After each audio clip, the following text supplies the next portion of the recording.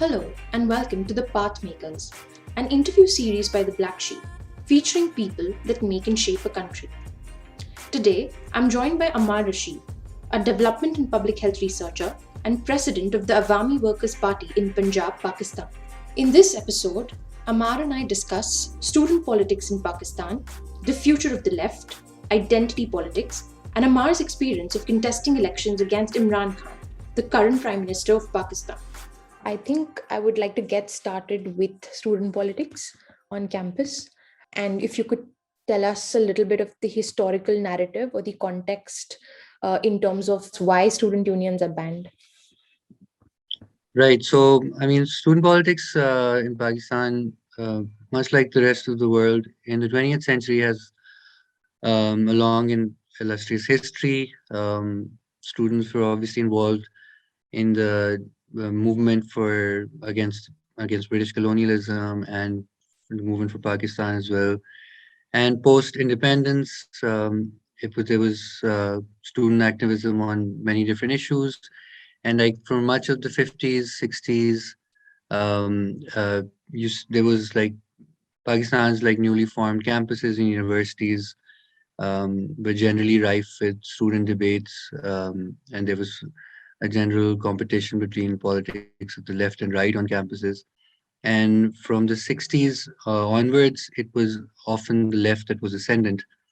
Student groups were like at the forefront during the 1968 movement against General Ayub and his military dictatorship, and they helped bring down that dictatorship essentially and usher in the first sort of democratic era in Pakistan's history. Similarly, in what is now Bangladesh and what was then East Pakistan, students were really instrumental in um, Bengali nationalism and bringing up sort of the national question in the context of Bangladesh and fighting for language rights and and instrumental in the formation of the Awami League. And then in what was then West Pakistan, it was students that were also critical in the formation of the Pakistan People's Party, which won like the first democratic election in West Pakistan in 1970.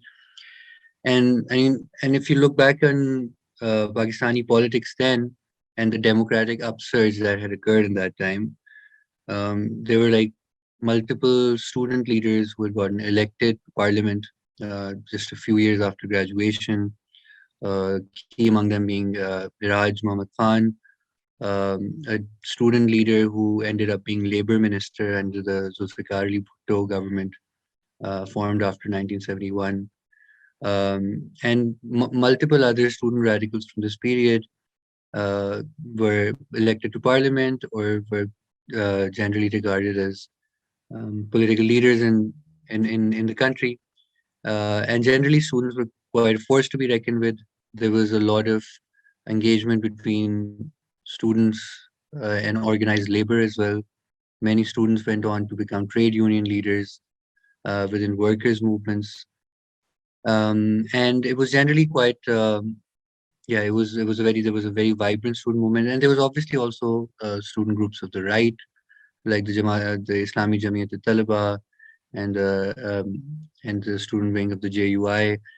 But so from the 70s to the 80s, uh, it was left student groups like the NSF, the National Students Federation, the DSF, the Democratic Students Federation, were generally ascendant. And so in 1977, Pakistan saw its second major military dictatorship under General Ziaul Haq, who deposed Bhutto's government and eventually had him executed in 1979. And Zia's era was obviously, I imagine many in India are familiar with it. Um, but in general, like it was an era which had really like long, far-reaching consequences for Pakistani democracy. So he essentially banned political parties. Like he obviously dismissed parliament as a whole. He banned most forms of organizing, trade unions, student unions. Workers were massacred under his regime. One of the most famous one being like the Nishtar Colony massacre in Multan, in which hundreds of protesting, striking workers were killed by the regime. And then the most potent form of resistance to the Zia regime for the first 5 years were students, and mostly left-wing students who had organized um, against his regime, as well as the increasing attempts of the regime to establish their ideological hegemony on campuses through right-wing student uh, groups like the IJT. And in 1984 and 85, the left-wing coalitions swept Pakistani campuses and generally defeated the right on campus. And universities were seen as the bastion of progressive politics and the most potent site of resistance to the Zia regime. So eventually, it was no surprise that in 1984 was the first time the martial law regime banned student unions as well, um, and essentially wiped out student politics. It also, at the same time, armed right-wing student groups to like target and kill progressive student leaders, and turned campuses essentially into a war zone. And like this large scale, and obviously this wasn't just limited to campuses. Under the Zia regime, Pakistani society was militarized as a whole. The whole idea of Kalashnikov culture took root during this era, when arms that were given to were funneled to Afghanistan to fight the Soviets, uh, to the Mujahideen in Afghanistan, also proliferated in Pakistan, and they were handed out to any supporters of the regime. And like this sort of militia culture took root in the country. And student politics similarly was also weaponized, and it was driven underground. Um, and since then, really, the ban was briefly lifted after Benazir Bhutto's first government came into power in 1988 after Zia's assassination. But the Supreme Court again reinstated the ban in '93. And the Supreme Court essentially, at least back then, was used to be like a veritable arm of the military establishment in Pakistan. So it essentially gave an incredibly conservative, blatantly unconstitutional decision to reinstate the ban. And so essentially, it has been de facto, the ban has been in place for about 36 to 37 years now. And yeah, so essentially, if the question is about what were the reasons for the ban, it was the same reason that politics and political parties and all forms of political organizing has always been attacked in Pakistan. It's been done by a military bureaucratic oligarchy that seeks to consolidate and monopolize all forms of political power for itself, and doesn't wish to let people have the means to challenge its authority democratically. And military dictatorships have always used the use such bans to consolidate their authority. And sadly, many of our own political parties, mainstream political parties, be it the Muslim League or the People's Party, they have always acquiesced to such bans, even after uh, coming into power, even after military dictatorships are defeated.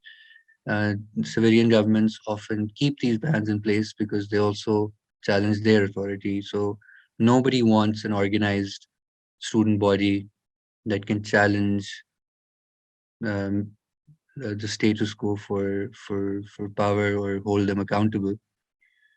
So yeah, so essentially that is the reason that the ban is still in place, and it's one of the key priorities of progressive forces in Pakistan right now to get the student union ban lifted so we can um, reorganize democratic, um, ideological, principled politics in this country at the level of the youth and students.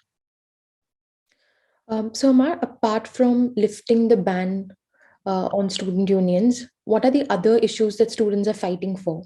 So, what are the other demands that students are making?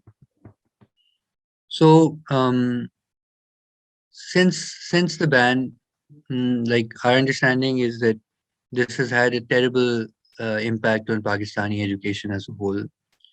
Um, and historically, the Pakistani state has never really prioritized education in any meaningful way.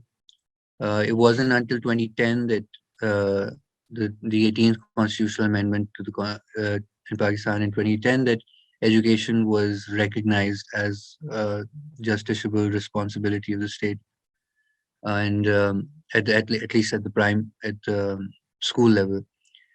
And successive governments have like financially deprioritized education in favor of military, national security spending, and other strategic priorities of the state. And before, in the 60s and 70s, you saw movements led by student unions for greater public investment in education. And they often used to work in partnership with teachers and teachers associations. And since the 80s, that voice has been completely missing in Pakistani discourse, with the result that the quality of public education, particularly in public universities, has fallen drastically. Like back in the 60s and 70s, Pakistani public universities, like Punjab University, Karachi University, Peshawar University, they even obviously we were still a developing country, but they nonetheless had higher degrees of public investment. They used to produce even Nobel Prize winners, economists, professionals of global quality. But since the 80s, that sort of has their quality has completely deteriorated. Public spending as a proportion of GDP has successively fallen. So much of what students um, and the burden on the subsequent financial burden on students to front up the funds for their education has increased. So even students at public universities now have to front up a large part of the costs of their education themselves, even though most of these students come from working and lower middle class backgrounds. So many of the resurgent student politics that we've seen in the last few years has focused on things like, other than the ban, of course, on things like fee hikes, on public spending on education, on ensuring basic kinds of facilities and infrastructure on campuses. Hostels are often a major issue. There's the lack of public investment in education has also meant that students have to find their own accommodation on campuses. There's very little in terms of hostel facilities. And so these are some of like the mainstream student issues. And then you have in the peripheries, such as in places like Balochistan, in parts of Sindh, Gilgit-Baltistan, uh, former FATA, what you have, the issues are often much more life and death as well. Students in Pakistan in these areas in particular often face disappearances, abductions by intelligence agencies, by essentially the state itself for trying to organize. So recently, a month or so ago, there was this massive student strike in multiple universities in Balochistan to call for the end of enforced disappearances among students because two students had been abducted in broad daylight from Balochistan University, and they were the latest in a long line of students who have been not just abducted but also at times killed and disappeared permanently. So for many students from these areas, from Balochistan, and also happens a lot in Sindh, student politics is much more life and death issue. They're often just simply fighting for the right to life, for not just themselves but their communities, and uh, and their campuses. As a result, you find are just much more militarized. There's permanent presence of paramilitary troops on campuses, which is also something that has been consistently a demand of progressive student politics in the last decade and like a half decade or so, to demilitarize campuses and get troops off campuses in places like Hyderabad University or Balochistan University. many other places where essentially students are under this constant set of militarized, a regime of militarized surveillance. So yeah, getting those sorts of curbs removed from campuses is also one of the key priorities. And then obviously there's issues around gender as well. Around there's there have been rapes on Pakistani campuses. There's an epidemic of sexual harassment, and this is an issue that's generally not taken seriously. And because of the student protests in recent years, now universities have started constituting harassment committees on campus. And again, in the peripheries, these issues often take on a much more sort of grisly sort of overtone. Like in Balochistan University, a couple of years ago, there was this massive scandal that people in the administration had sort of hooked up these secret cameras around the campus to film female students, and then they were using those videos to blackmail them and selling their videos on the black market. So, and just went really horrific things like that. And then when students protested for it, they were again charged with terrorism and horrible things like that. So yeah, it's generally there's like some really like base level issues that we are trying to the students are trying to address here. That I think most students around the world probably do not get to experience. Obviously, there are some issues in common, like public spending on education, fees, and facilities, etc. But then there are some really, um, yeah, some really serious things that also some that make the situation really, really critical for students here. And I mean, the silver lining is that in the last 5 odd years, there has been like a resurgence of student movements in the country, even in the absence of formal recognized legal student politics. There have been mass movements, and students have come out in the streets across the country. Most recently, in the form of the student solidarity marches that have taken place from 2018 onwards, every year, that have raised all of these issues, from student abductions and harassment to fee hikes in public education, and of course the ban. And this is the movement has been made the target of repression by the Pakistani state as well. Students have been charged with sedition, sent to jail for months, charged with terrorism. This is just a very common thing in Pakistan, that you protest and you're charged under the Anti-Terrorist Act, and that can pretty much put you in jail for long periods of time. So it's essentially students still have to operate under this constant glare of criminalization, where they anything that they do, even if peaceful, can just have them marked as a criminal, because student politics still operates under this entire like we're still working on decriminalizing the idea of student politics since the ZI years. So yeah, so there's definitely like cause for hope, given what's happened in the last few years. But we still need to. I think the key priority remains getting the ban lifted so that students can, articulate their grievances and work on them in a legal way, so they don't have to worry about constantly being thrown into jail just for arguing, asking for simple things like hostels and lower fees and stuff like that. But yeah, but fortunately, there's still a long way to go before we can achieve that. As I understand, the legislature, the executive, and the judiciary sort of seem to be in cahoots in keeping the ban as it is on student unions and movements, and they sort of don't seem very sympathetic to the cause. But what about the media? I'm genuinely curious to know, how does the media portray student issues in Pakistan? Does it champion its cause? Does it give you a space where you can talk about stuff? And does it really highlight the issues that students are facing? So generally, the media in Pakistan is very controlled on multiple issues, particularly those that relate to that fall on the wrong side of the establishment, and uh, and so student politics is generally among one of those issues. For a very long time, it just wouldn't be covered. Things that students do would not be covered. We've seen a bit of a change over the last 5 odd years or so.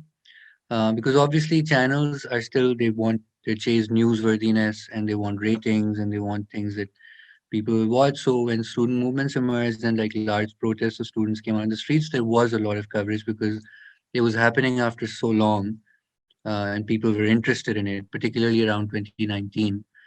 There was an upsurge of coverage of student politics, and it sort of emerged into the national consciousness again, and there were debates around it.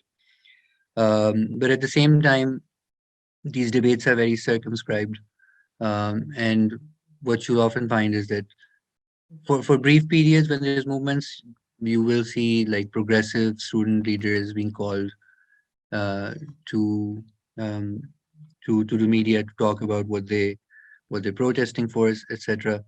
But in general, student voices are severely underrepresented um, in the Pakistani media. Pakistan, I mean, this may be something we share with India to a degree, but it's something of a gerontocracy as well. In that, like our leaders are all like 60, 70 plus, like in terms of the year, like the general composition of the parliament, of the judiciary, of the executive, and in general in the media as well. And you feel very, very few youth voices on television or being asked to speak. And generally, students are still infantilized. They're not seen as like serious stakeholders in the system. And especially ironic considering 70% of the Pakistani population is under 30 years of age, one of the youngest populations in the world, and it's one of the most severely underrepresented youth populations of the world.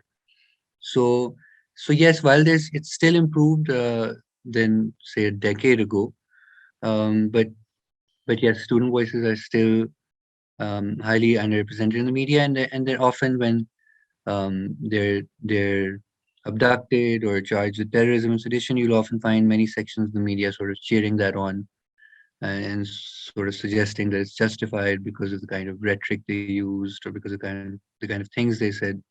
It's very, very easy in Pakistan to just put like the criminal label on any sort of student upsurge.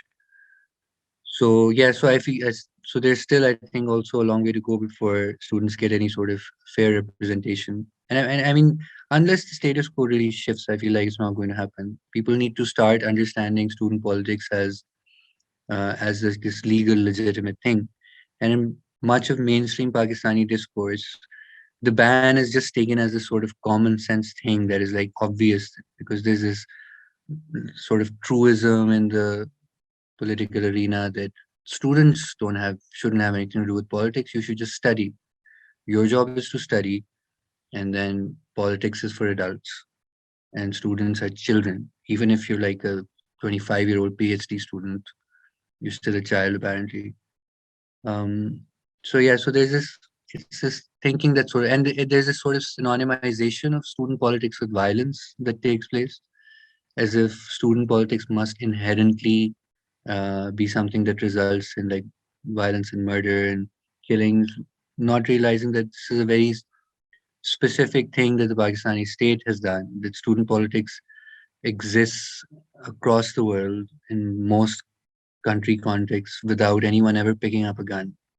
The problem of violence is not a student problem, it's a social problem. We've created a very violent society, a very militarized society, a very weaponized society. So there will be conflict, and um, there's no realization that like when you limit political space, when you limit space for democratic politics, you create more space for violence. So we constantly try to argue that we need to expand democratic space, allow students to be able to debate and compete non-violently, democratically with each other, and express their grievances and their problems in peaceful, non-violent ways in order for the problem of violence to be addressed. So yeah, so there's these like very deep-rooted perceptions around like prejudices around student politics that also need to be overcome in order for it to take root in society. Amar, was there any particular trigger moment for you to jump into politics? Did your political trajectory also begin from campus? Was there a particular moment, the defining moment for you?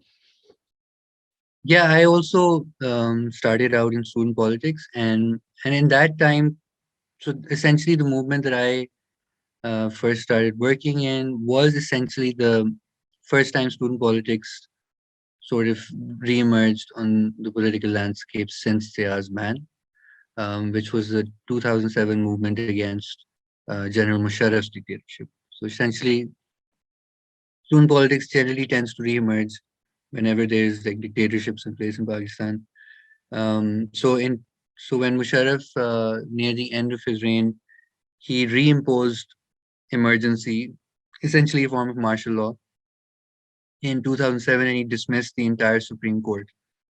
And there was this very famous lawyers' movement against Musharraf when the entire legal fraternity sort of erupted against his rule. And so, and in our, I was at LUMS in that time, which is Lahore University of Management Sciences, and many of us went to join the lawyers' protests, and include many students and some teachers as well from our campus, and some faculty members of ours were arrested. Some of us were also detained, and what the events that occurred after led to like another student sort of upsurge against Musharraf, and there were protests across multiple campuses, and it went on for several months.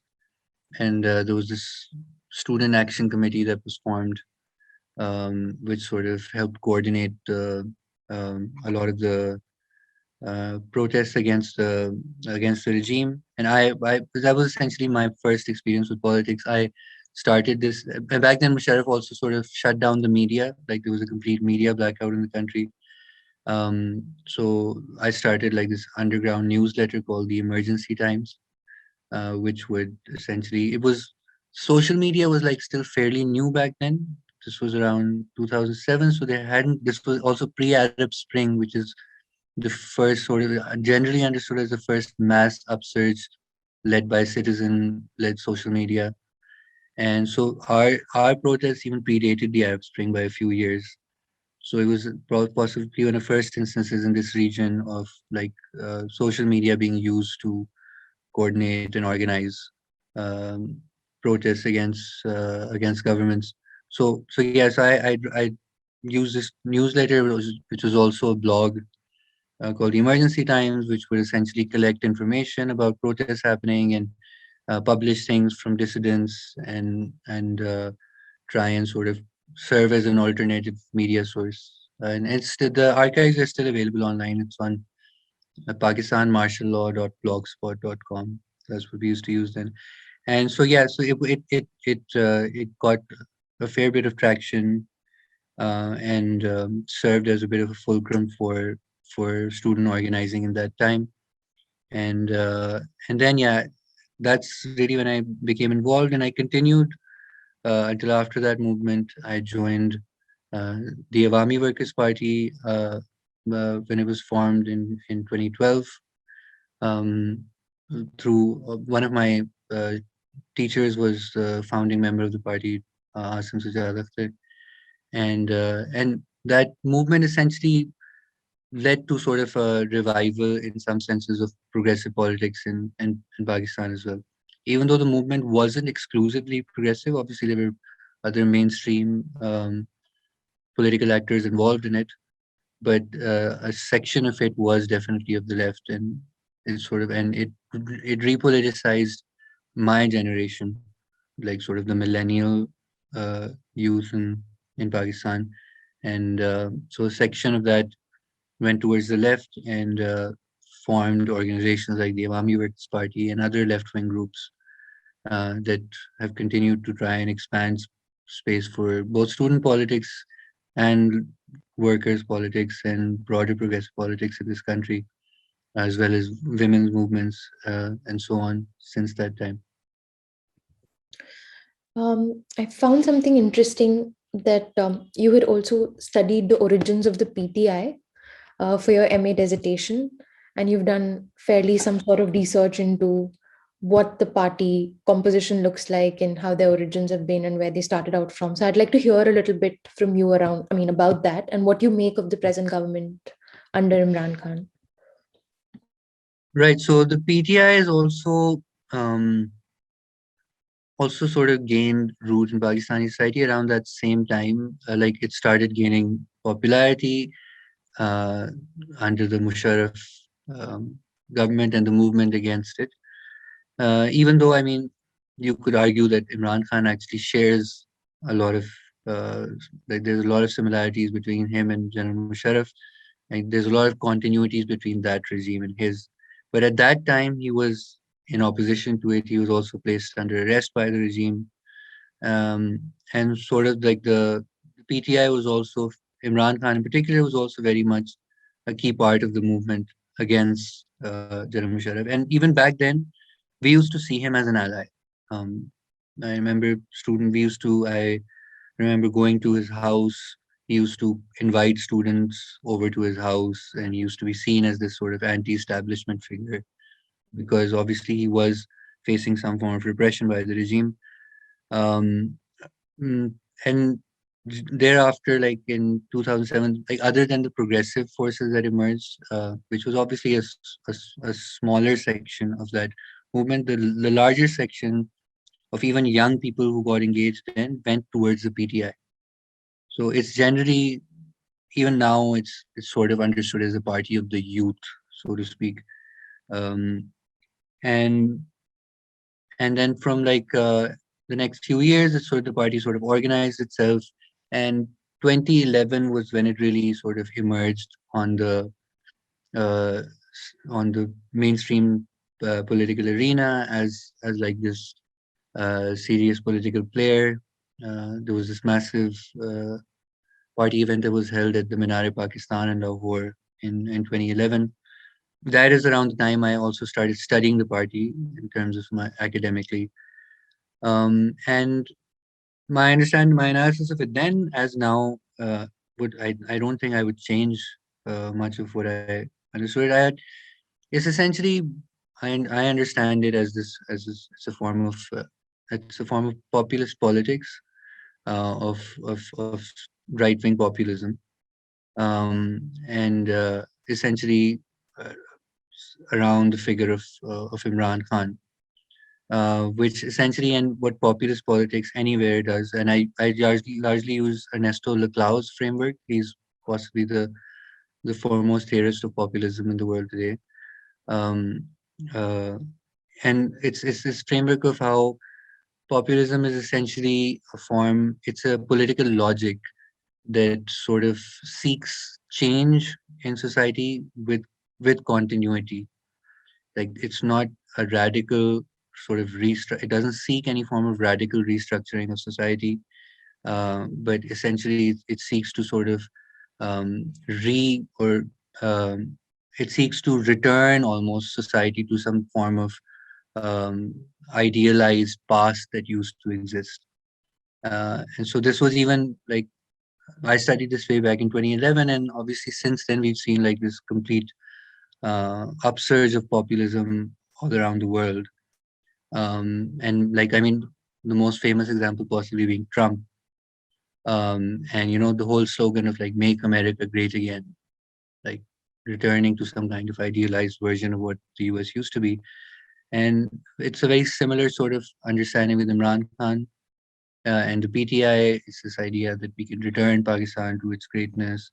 And there's this general tendency in populism which Lagau didn't understand it's as a kind of movement, but he understood it as a kind of logic. It's a particular kind of political logic, one that sort of creates this dichotomy between the people, the masses, and the elite, and a particular kind of elite that the populace seeks to sort of define. And in Imran Khan's and Pakistan's context, he basically created this caricature of this corrupt political elite that had looted Pakistan for so long, and how he, as a true representative of the people, would sort of restore justice in society. Uh, and obviously, there is definitely a problem of elite capture in Pakistan. It's fairly easy to make that kind of articulation.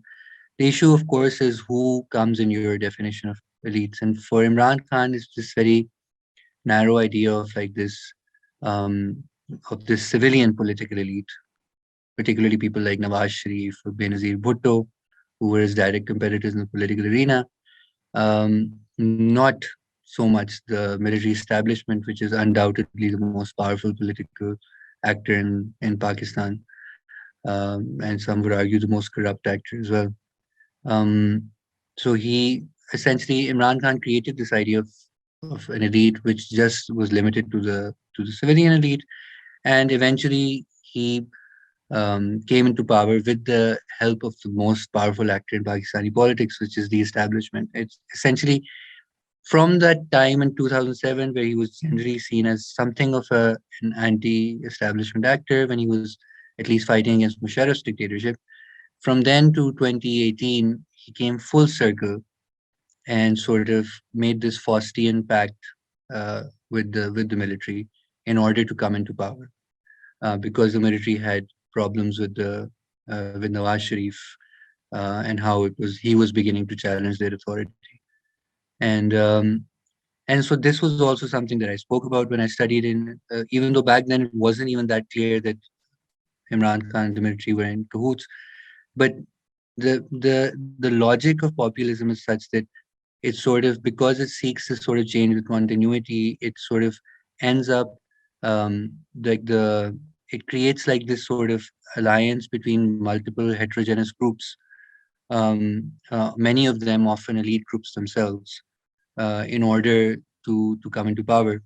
And that's what, like, you see this in populist movements around the world, whether it's like the Peronist movement in Argentina, whether it's obviously more recent examples such as Trump or Modi.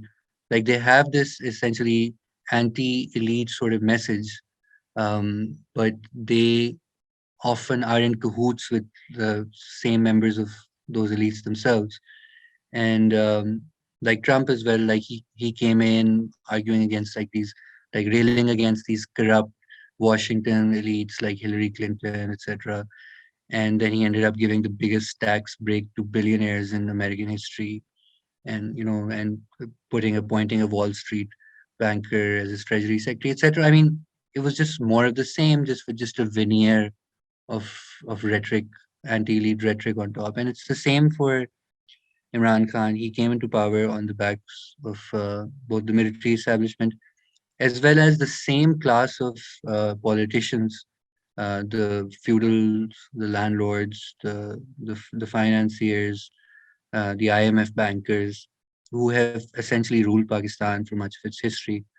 And he essentially, we call this in Pakistan, we call this the politics of electables, whereas you give party tickets to people who have the most wealth, who have the most land, and thus who stand the most chance of getting elected in these highly unequal constituencies and cities, and particularly in the rural areas. And that's essentially what Imran Khan did. The PTI now is essentially a coalition of turncoats from previous previous governments, including some of the main leaders of the party, other than Imran Khan, such as Shah Mahmood Qureshi, who's the second in charge, the vice president of the PTI, who used to be foreign minister in the PPP government, or people like Jahangir Tareen, one of the richest men in the country, massive landlord who also who served under Musharraf, people like Sheikh Rashid. If you look at the composition of Imran Khan's cabinet of ministers, around 70 to 80% of them are the same people who were in Musharraf's cabinet. So it's essentially a reconstitution of past regimes under this like veneer of anti-corruption rhetoric, which is essentially being packaged as what he calls Naya Pakistan. And um, we've seen what consequences of that have been. Like, there has been nothing radically redistributive that has taken place in this country.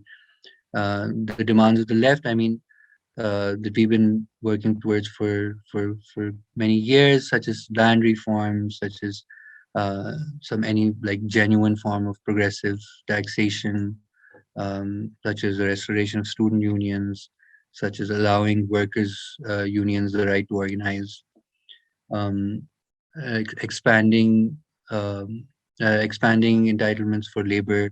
None of that has sort of none of that has happened, and essentially what it's just like this form of at most it's some form of like weak welfareism, where he's somewhat expanded like these basic income programs at a very basic level, like handouts essentially, without really any kind of structural reforms that could really address the glaring inequality that exists in this country. And the focus, as always, is on, and that's also true for most populisms, is on this idea of corruption, on this whole veneer of like anti-corruption, which essentially in Pakistan's context amounts to persecuting your political enemies. So it's just like these very targeted campaigns against like Nawaz Sharif or people in the People's Party or other political opponents, and jailing them or exiling them. I mean, and I mean, not to say that they're not corrupt. Of course, like most of the past governments of Pakistan have also been corrupt. But the people in Imran Khan's own cabinet are also the same corrupt individuals, but they're not going to be targeted in the same way, because he's in power with them and he requires their majority to rule. So it's just a very cynical weaponization of anti-corruption, without any actual structural reform that benefits like the working people of Pakistan.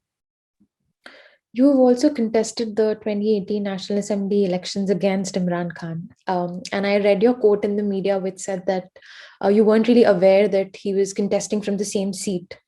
So I just wanted to ask you out of curiosity, like, had you known in advance that he was contesting from the same seat that you had chosen, would you have completely changed your seat or stood up for elections from somewhere else? No, I think I would probably have gone ahead with it. Our purpose of going into the elections was mostly uh, to provide some form of sort of ideological sort of opposition to how mainstream politics is generally done in this country. And it was mostly to get like our message across. It was like the first time we were really contesting elections in Pakistan after like the left was after a very, very long time. So I would have still done it, but and obviously if Imran Khan is contesting, it gives you like more of an option, like more of an opportunity to get your message across to a wider audience. So I don't regret it in that sense. But yes, but when I had filed my nomination papers, I did not know that Imran Khan would be contesting from the same constituency, so to speak. But yeah, but on the question of elections as well, like it's also about like what we've been working towards as a left in Pakistan is to sort of take like all this dirty money out of politics. We also did a case in the Supreme Court. Our party did it, which we actually ended up winning, which was to impose campaign limits on spending on election candidates, and because essentially in Pakistan it is pretty much a contest of capital, and I'm sure it's similar in India, but I think the key difference from what I've observed, and of course, it is India is a massive country, and I could be mistaken, but my sense is that like organizations in India are still somewhat stronger, political organizations, whether it's parties or whether it's unions, and they still have a greater say in how electoral contests shape up. Um, and in Pakistan, because of the repeated intercession of military dictatorships and long periods of, say, banning political parties, such as under Zia's era, and also other interventions by the military and the bureaucratic state, which essentially depoliticized electoral politics, made them non-party based, made them sort of highly individualized, and sort of limited electoral competition to just simply local issues, um, which essentially led to what some people have called the municipalization of electoral politics. Um, which sort of divorced it completely from any kind of programmatic ideological basis for how politics should be. And at the local level, essentially what it did is it just put all politics in the hands of powerful individuals, rather than organizations which can decide who to award party tickets to, and which when and there's a lot of literature on this, that wherever uh, political organizations such as parties are stronger, dynastism is lower, is less so. So and I've seen the data on this as well, and comparing India and Pakistan, where the incidence of dynastism in India is still there, uh, which is something like maybe 15 to 20% perhaps of the legislature in India is still dynastic, in the sense that it's hereditary from past parties. But in Pakistan, the most recent data shows us that it's somewhere close to 40 to 50%. And and one of the key reasons for that is the weakness of political organizations because of repeated military interventions. Um, and so yeah, so we've tried through petitions, through other means, to limit the influence of these wealthy elites in elections, and sort of try to limit campaign finance spending, which we won. And now there are finance limits in Pakistan, but obviously there are still multiple ways to circumvent them. And thus far, politics and electoral politics continues to be the preserve of the elite. Like our entire campaign finance budget for the seat that I ran for was probably a fraction of what uh, mainstream candidates like Imran Khan or the other candidates from PMLN or People's Party spend in like half a day. It's simply unfathomable for ordinary people, ordinary salaried or professionals or working classes to contest elections in any meaningful way in this country. So, what So, is the current spending amount? so the campaign limit for a National Assembly seat, I believe, is 27 lakh for the campaign, and you have to submit your accounts and everything. We spent a total of I think 8 lakh on the seat, and yeah, most people candidates from the mainstream parties at least probably spend that, like the limit, in like a day.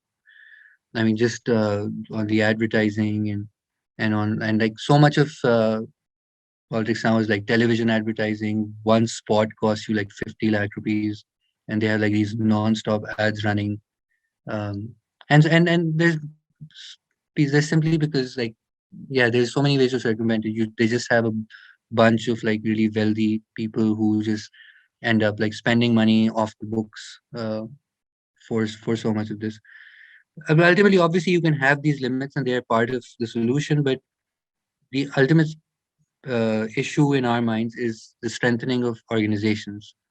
You need strong political organizations. And you need strong representation of other sectional interests like labor and students and women, that need to have a say in how parties are run and how candidates are selected. And that is essentially what will really improve the representation of ordinary people in politics. And until you have student unions unbanned, and you have lift the curbs on labor unions and bring and other sort of professional associations, whether it's lawyers or doctors and other, um, and give them representation in party politics, you're going to have continue to have these dynastic individuals running the show as they do in Pakistan. So yes, these are some of the things that we, yeah, continue to try and fight for at the margins. You're listening to The Path Makers, an interview series by the Blahcksheep featuring people that make and shape a country. Do you think the youth can actually see through these issues in terms of muscle and money power, how certain candidates are just at a more advantaged position to win elections, the way the system runs, the way they can easily invest in the system and win at the game that they've themselves created? My question is that, Do you have takers for leftist politics in Pakistan? Is the youth really attracted to those sort of issues of party building or democracy building from the grassroots? Or, for instance, if in the next elections, if a Ammar Rashid were to stand against an Imran Khan again, what would it really take for you to win? Because you can see through these issues, right? You can see how literally you've spent a quarter of that amount and you're fighting for some real issues, but an Imran Khan still goes on to win. What do you think really needs to be done for this to not happen again? Yeah, I there's this thinker that and others in our organization whose framework we really like, Antonio Gramsci. He speaks of this thing called the war of position and the war of maneuver. And the war of position is essentially this ideological battle within society, within social institutions, within civil society, within the media, within education, which is essentially a project of like changing minds and changing perceptions and changing consciousness. And as opposed to a war of maneuver, which is about like then finding your way to power and essentially winning. And we are really at that stage. I feel where we have to fight this war of position, where we have to like relegitimize um, the things that the ideals that we're fighting for, ideals that were very much a part of the mainstream culture in this country half a century ago, and up till the 70s, and then they were completely wiped out. Like if you like I said, like, if you look at back at the 1970 election, you had like dozens of students or recently graduated students or working people who actually were elected because there was a time when like left wing politics was at its peak everywhere across the world, and there was essentially the sense of was there was this revolutionary fervor, and organizations and movements were very strong, and yeah, and people had a much more radical imagination for redistribution, for the emancipation of working people, and and then there was this long period of like this counter revolutionary reactionary repression of so many of these movements and these ways of being and thinking. And for the last decade or so, we've been working on sort of re recreating, reestablishing so many of these traditions. And these are not overnight battles. These are things that like these changes happened over generations, you know. And we often speak in Pakistan about we are seeing the fruits of the Zia generation right now.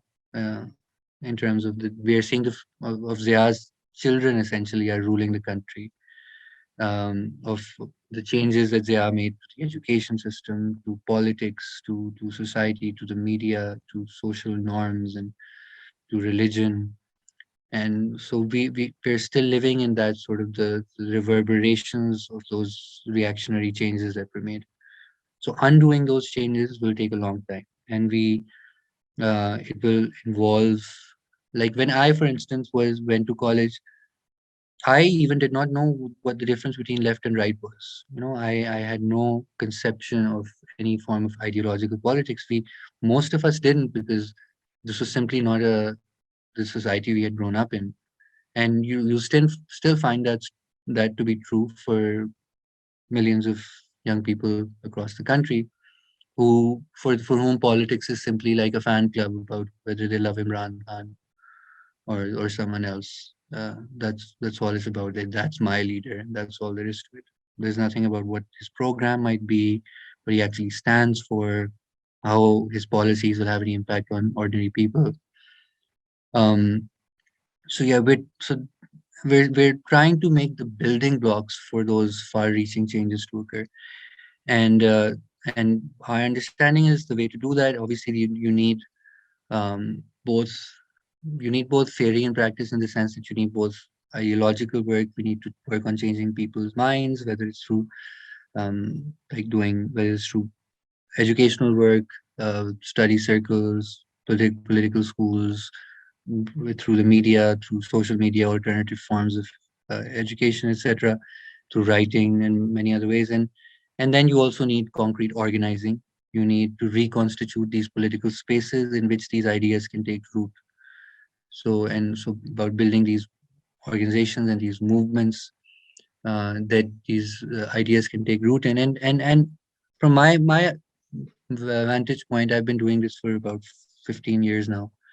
Um, Things have definitely like improved on that front. From a time when there was no student movements, no youth movements, no women's movements, and no other anti-establishment resistance movements. In the last decade, we've seen several of these movements emerge.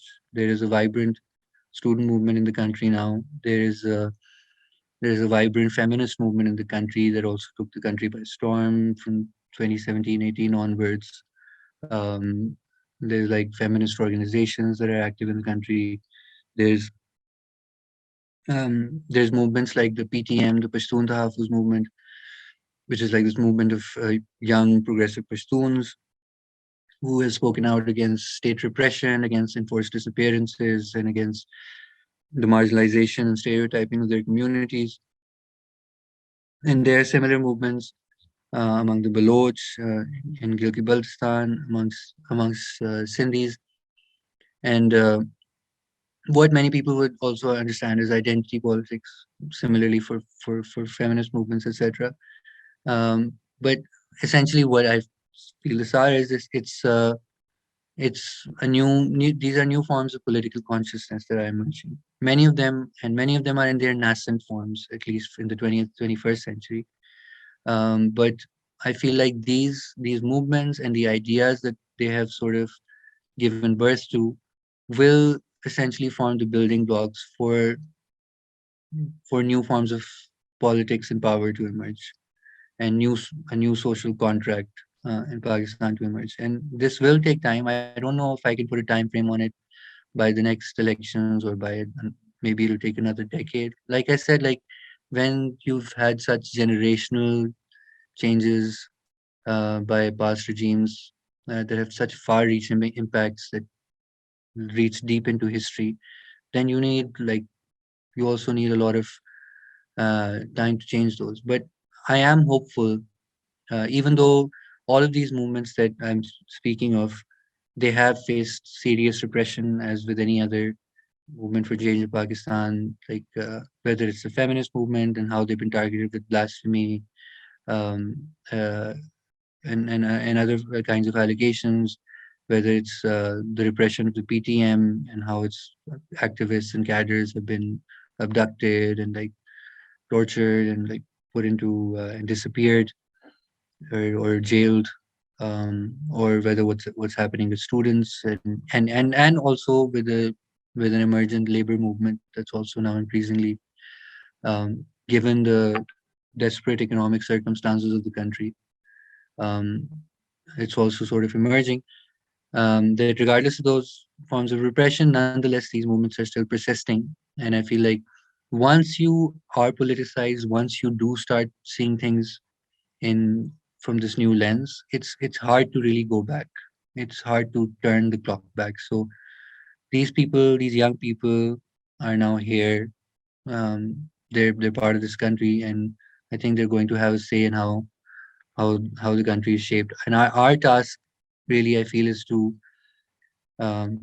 ensure that the organization of these movements can continue, to bring them together, and to really and to urge to get people to see the similarity, the commonalities that they share.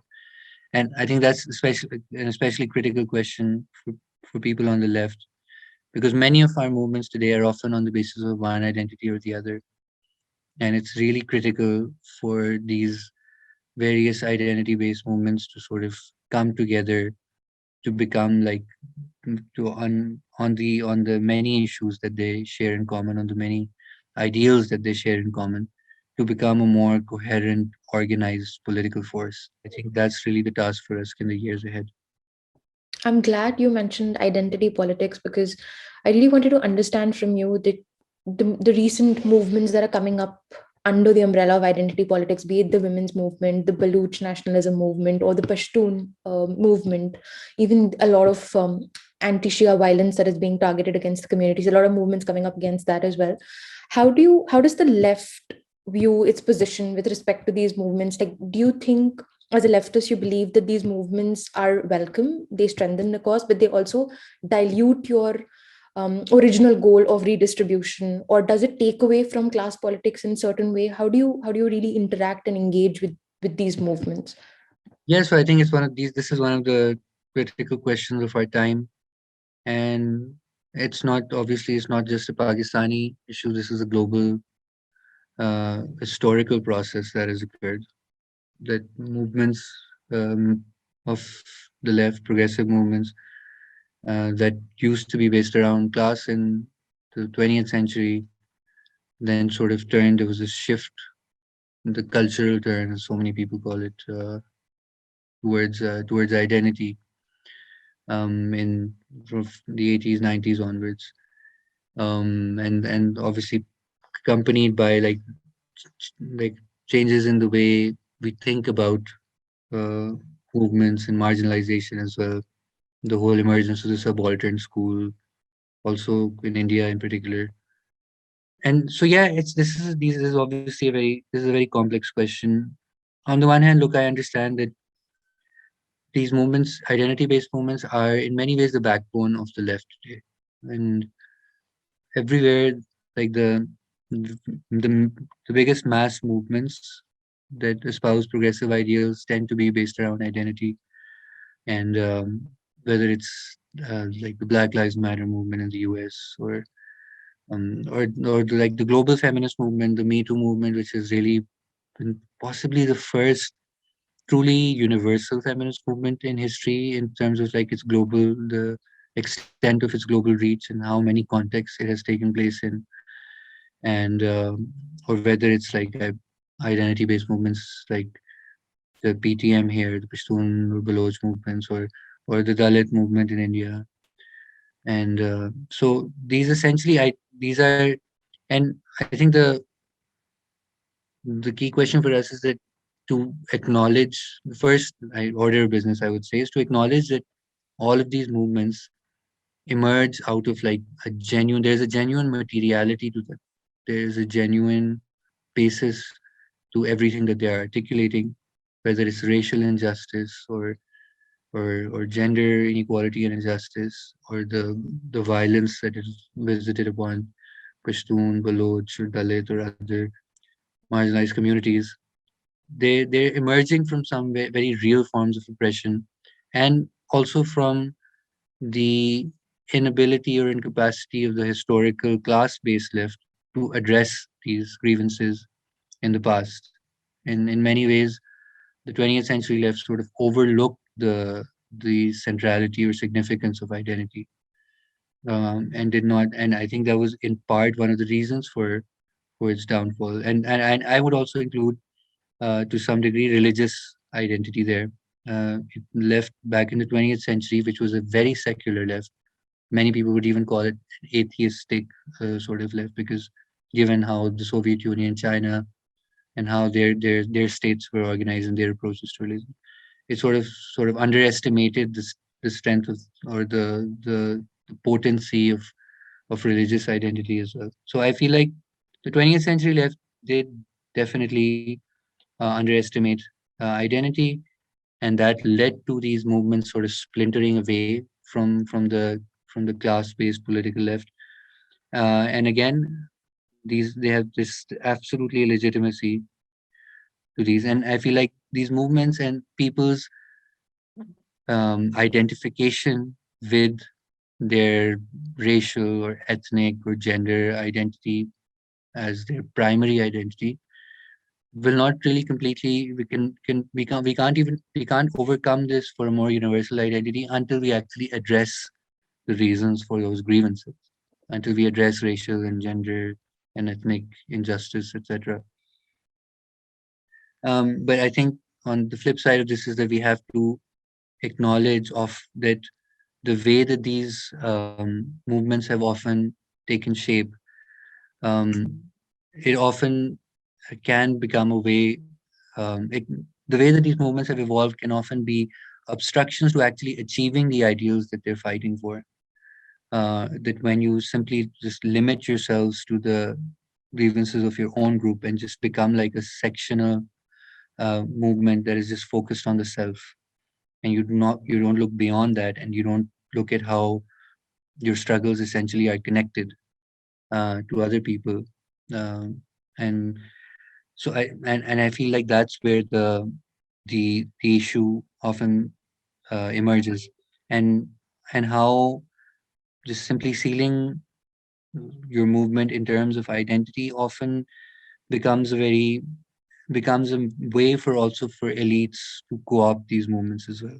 And I think that's what we also have to think very deeply uh, about how whether be it nationalism or feminism uh, or or movements for racial justice or ethnic justice, they often those same ideas or same rhetoric are often used by members of the status quo as well to entrench their own interests and to actually prevent any serious redistribution from taking place. I think the like obviously some examples from the US are very glaringly obvious. When you have people like Hillary Clinton sort of using feminism to to bring her own sort of very uh, corporate sort of neoliberal ruling philosophy to power, or the current dispensation in the US and how Biden sort of and how the sort of clientelistic relationships of the Democratic Party with the African American minority, and how they sort of use that, weaponize that very much against someone like Bernie Sanders, who was arguing for a much more meaningful redistribution of wealth and power. And they sort of painted him as this racist and sexist in order to come into power. Um, I mean, so we've had very clear instances of how these movements can become co-opted and used to perpetuate the status quo. And we have similar instances in Pakistan, like for instance with nationalism, um, like where certain elites from community, these marginalized communities use the same narratives to entrench their own interests, such as how, for instance, the People's Party in Pakistan often uses Sindhi nationalism, which has very real, genuine roots in terms of its deprivation and how Sindh has been deprived of resources and subjected to so much political violence.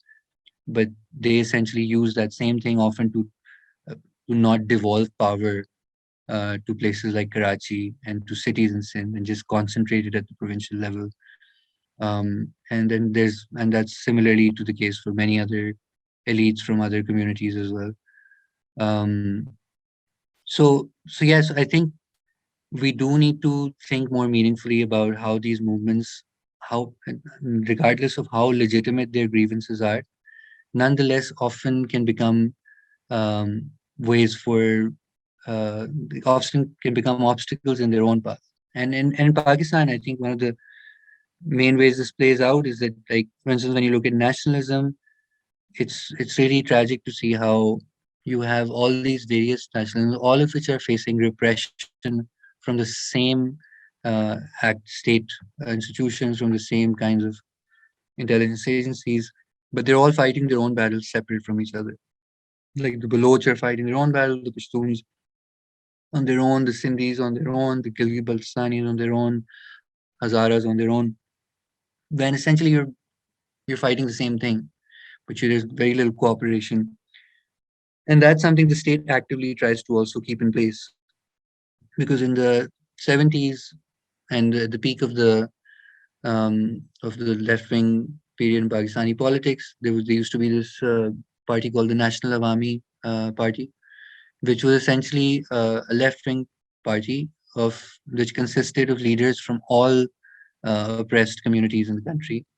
It had Pashtun leaders, it had Baloch leaders, it had Sindhi leaders, it had Punjabi leaders, it had Saraiki, uh, and all these, like from people like Bacha Khan to GM Sayyid to Ali Khan to Khair Bakhsh Mari.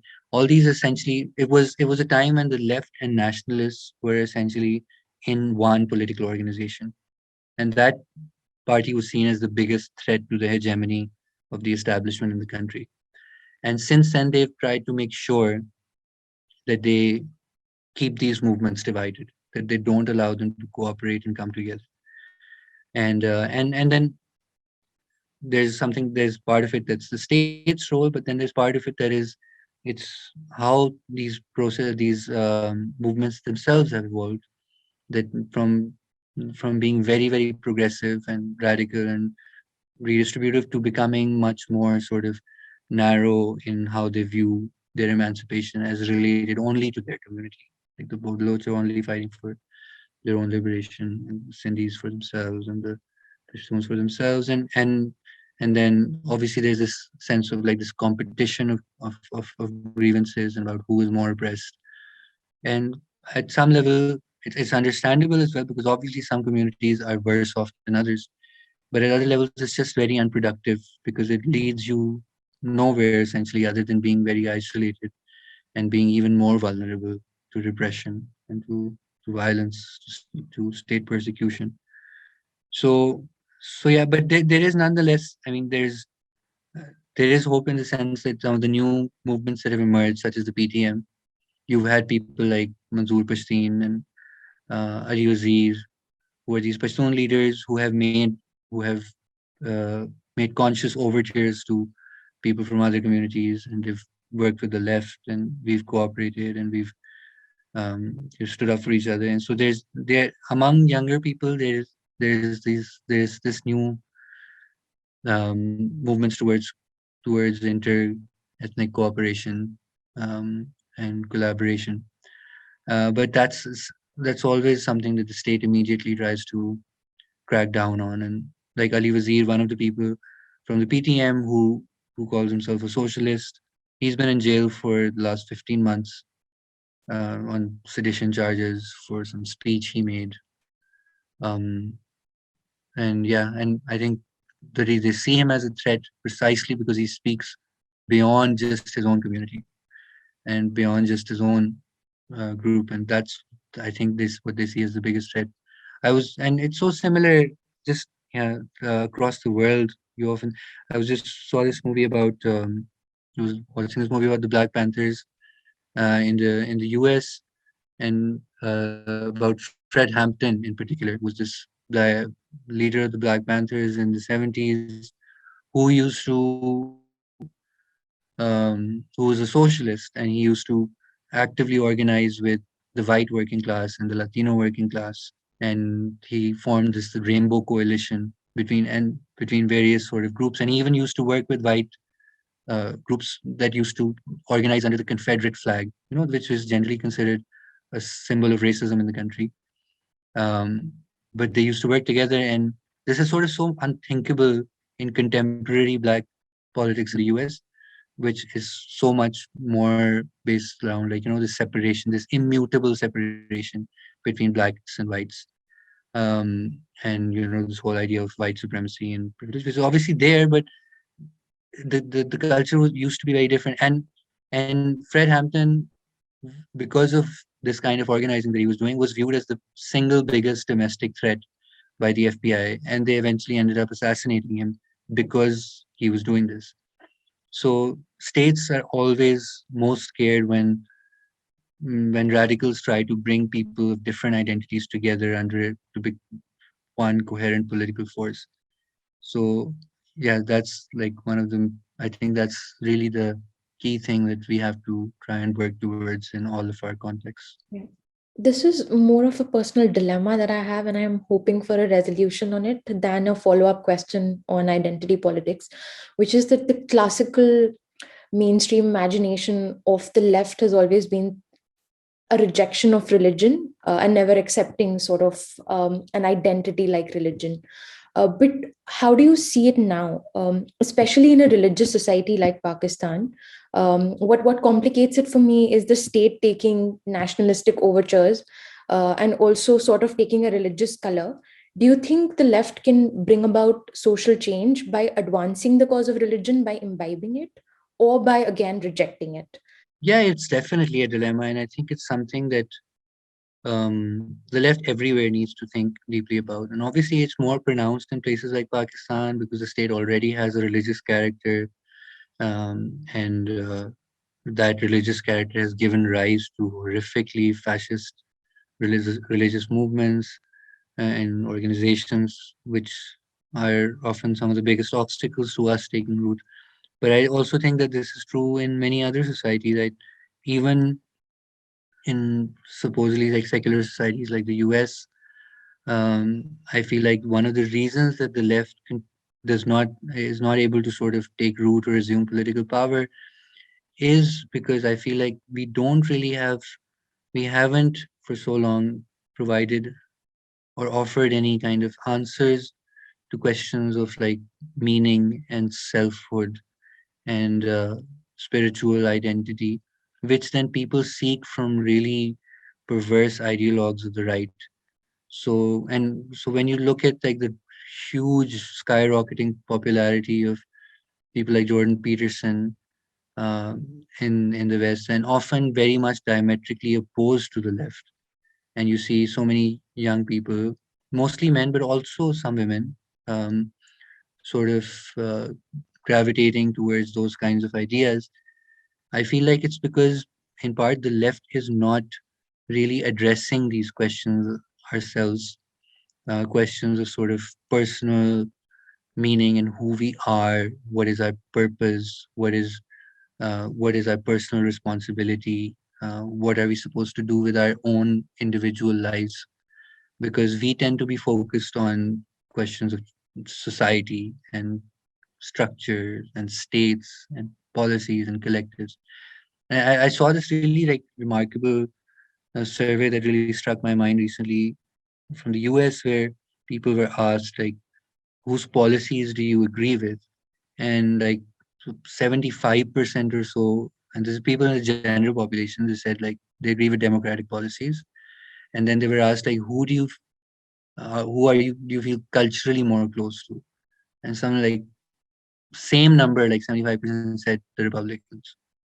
And I feel like that would probably be true in so many cultural contexts. Definitely so in Pakistan, also probably India, to a very large degree, where even people who might agree with leftist policies of redistribution, of economic justice, of emancipation of working people, which we talk about, but what where we're losing out on is the realm of culture and faith, where but people still identify more closely with these organizations that speak to their faith, that speak to their sense of sort of religious community and um, identity, the spiritual identity, etc.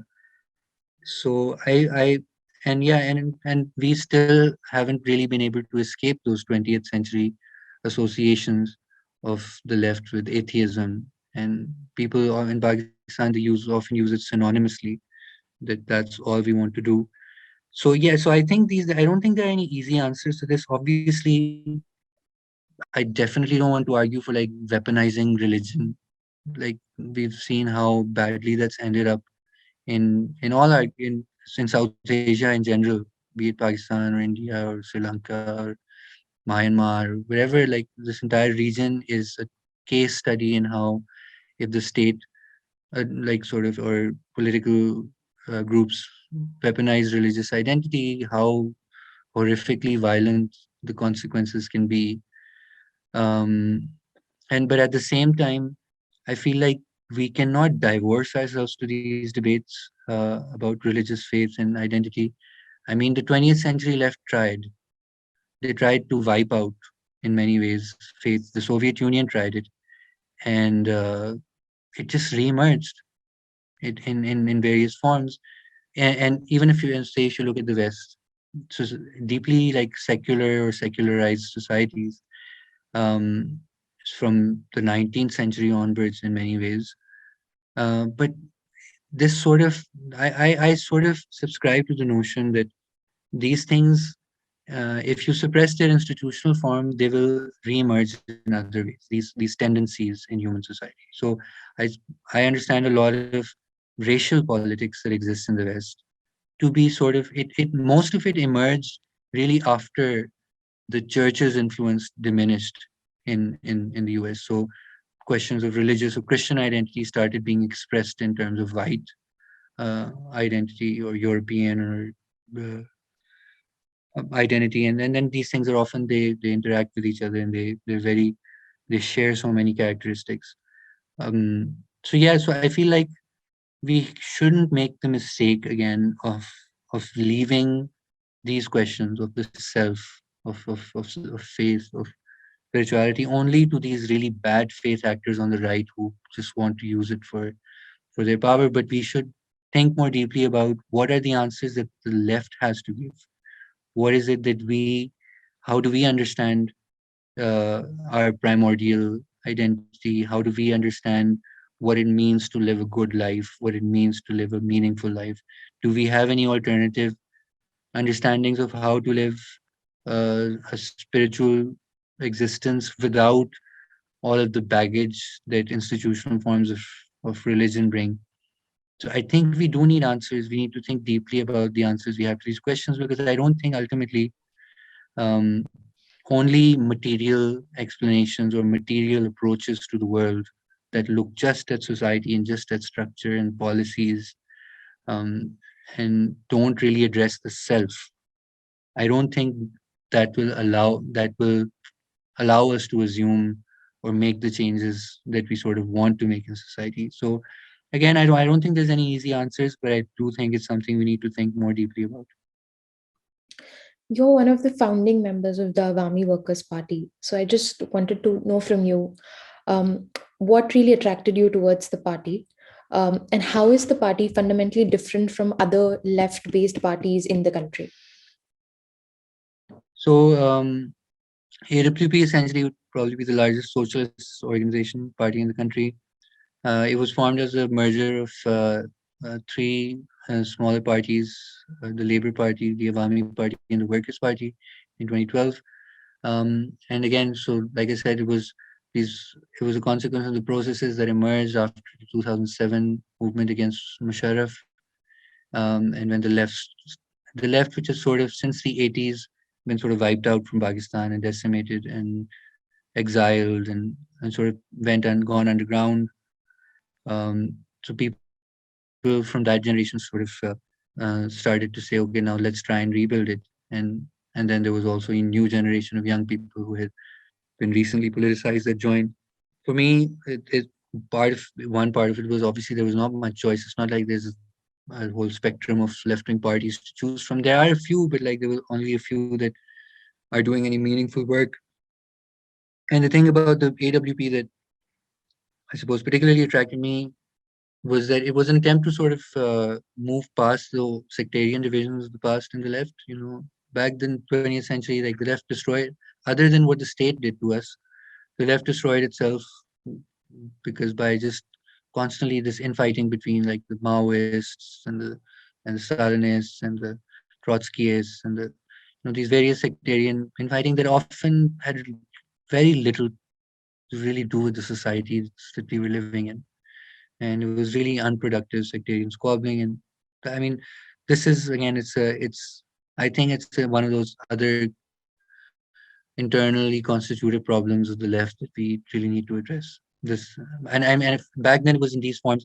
Now the sectarianism expresses itself in the forms of these various identity-based movements that are or they're always pitted against each other, or in terms of like the call-out culture that we see on social media all the time.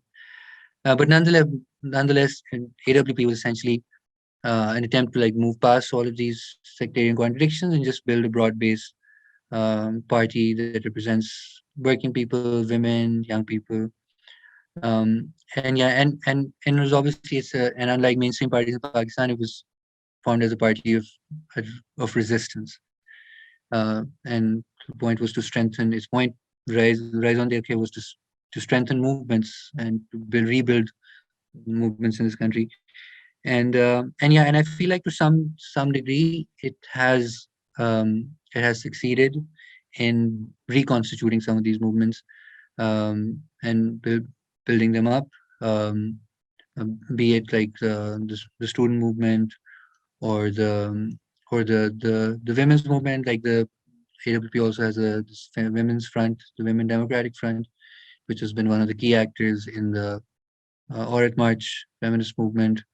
Our student group, the Progressive Students Federation, has been amongst the key actors involved in reconstituting the student movement. And then we've also tried to provide an alternative political platform, a more radical platform to anything that any of the mainstream parties in Pakistan offer. Um, and we tried to popularize it. And the many movements that we've tried to constitute, particularly based around land. Um, we've been involved in uh, on starting movements around for land redistribution, uh, for Kachi Abadi regularization, and sort of politicizing the urban land question in Pakistan. Um, it's a country where like 50% of the urban population lives in Kachi Abadis, and a large part of that is to do with how land is distributed and who controls most of it. And so, and I feel like, I mean, you could argue obviously that obviously we haven't really been able to achieve in terms any radical changes in terms of how these problems exist. But what I do really sense is that we have definitely made a change in the discourse around so many of these issues, and in terms of also the movements that exist around so many of these issues. Um, and and before the party was formed to now, there is a sea shift in like the number of young people who are engaged in progressive politics, and number of workers and women and other groups. So essentially, the purpose of the party was to rebuild these movements under a culture of like left wing resistance, and that rebuilding process is definitely underway. And again, like the next stage is really about how we can translate that into concrete political power. I'd like to know what your idea of a perfect Pakistan is. What is your vision for the country for the next 20, 30 years? Hmm. Yeah, I mean I could go on about this, but I mean there's a few key things that we fight for. At one basic level, we need a democratic country. Um, many people consider this the principal contradiction in Pakistan, the civil military question, because like a country that continues to where one national security institution continues to dominate policy in all levels is not really going to be able to be a place where people uh, that's organized for the people, for the interests and benefits of the people. So we need the popular will of the people to be able to be translated in a completely transparent way into its policies and politics and its systems. So we one of our key priorities and one of the key battles that we're constantly fighting for is for democratic democracy to take root, and that includes questions of the right to associate and to organize, the freedom to politics without and basically essentially civil liberties, where people can do politics without being abducted for it, without being charged with sedition for it, without being called or jailed for treason for it. Um, and then obviously, then we need a country that provides for the majority of its people, and that's connected to to the previous contradiction as well. Pakistan has like this parasitical rentier state that doesn't really allow for any sort of for Pakistan's own domestic productive capacities to evolve. The state sort of has for very long relied on sort of this externalized form of rent seeking to sustain itself, in the form of aid from imperial powers like the US or Saudi Arabia and now China. And this has sort of and doing that has sort of inhibited the development of a domestic productive base that can really industrialize the country and um, ensure that people have and provide for its people essentially. So we want to build like a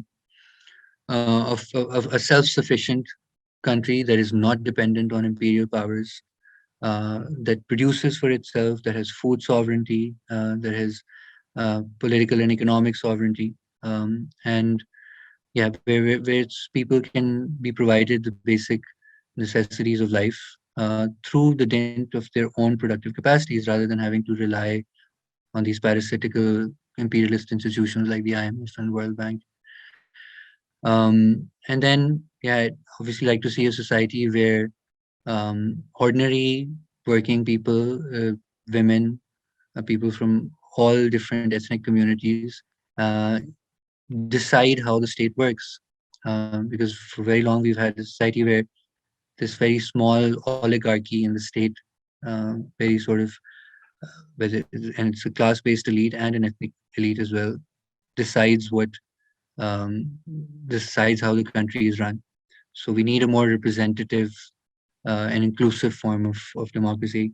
I'd like to see, yeah, a country where women are treated as human beings and equal citizens, where minorities do not have to worry about being killed or persecuted for the faiths that they profess.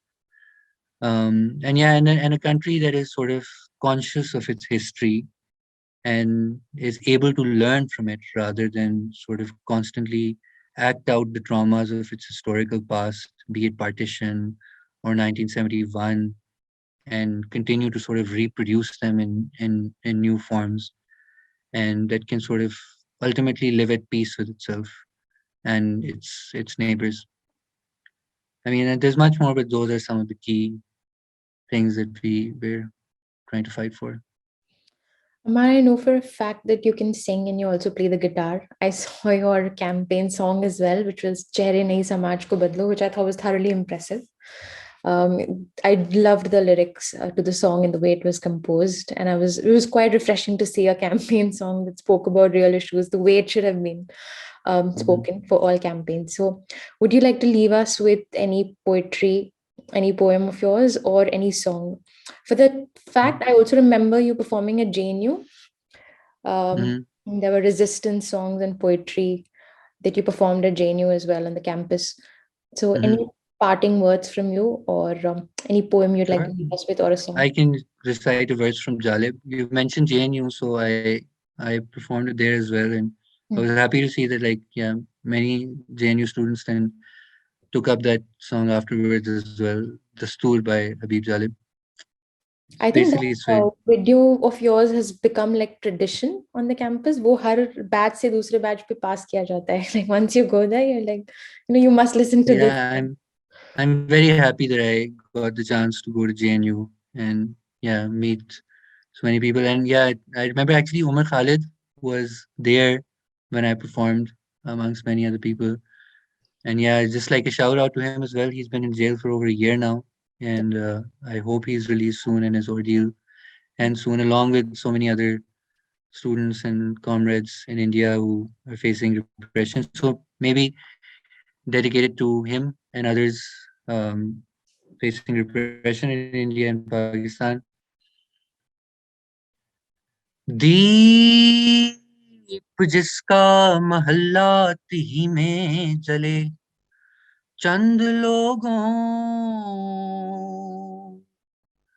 चंद लोगों की खुशियों को लेकर चले वो जो साए में हर वो जो साए में हर मसलहत के पले ऐसे दस्तूर को सुबह बेनूर को मैं नहीं मानता मैं नहीं जानता ऐसे दस्तूर को सुबह बेनूर को मैं नहीं मानता मैं नहीं जानता मैं भी खाइफ नहीं तख्तेदार से मैं भी मंसूर हूँ कह दो अगयार से क्यों डराते हो जिंदा की दीवार से क्यों डराते हो क्यों डराते हो जिंदा की दीवार से जुल्म की बात को जहल की रात को मैं नहीं मानता मैं नहीं जानता